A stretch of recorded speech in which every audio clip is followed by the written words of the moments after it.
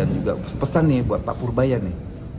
Bisa Pak Purbaya, modusnya hampir sama semua. Hati-hati Pak Purbaya.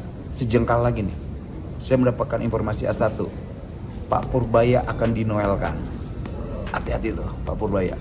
Siapapun yang mengganggu pesta para bandit-bandit ini, mereka akan melepaskan anjing liar untuk gigit Pak Purbaya.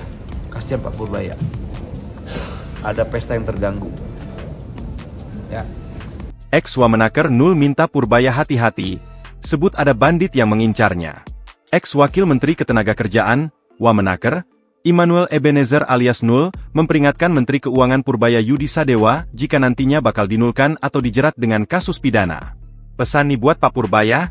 Nih, pesan, Pak Purbaya. Modusnya hampir sama semua.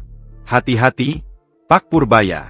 Sejengkal lagi, nih, saya mendapatkan informasi A1, Pak Purbaya akan dinulkan. Hati-hati tuh, Pak Purbaya, kata Nul di Pengadilan Tipikor Jakarta, Senin, 26 Januari 2026. Nul mengatakan, Purbaya bakal dijebloskan ke penjara karena tengah dianggap mengganggu pesta dari sejumlah pihak. Siapapun yang mengganggu pesta para bandit-bandit ini, mereka akan melepaskan anjing liar untuk gigit Pak Purbaya. Kasihan Pak Purbaya. Ada pesta yang terganggu, kata Nul. Ketua relawan Jokowi Mania ini mengaku dijerat dalam operasi tipu-tipu oleh KPK. Nul menjabarkan, saat dia terjaring operasi tangkap tangan, OTT, awalnya Nul hanya diminta klarifikasi atau mau dikonfrontir. Tapi, dia mengaku justru langsung dijadikan tersangka. Kemudian, Nul menyinggung soal 32 mobilnya yang dikatakan sebagai hasil pemerasan. Nul mengaku diminta kooperatif oleh penyidik.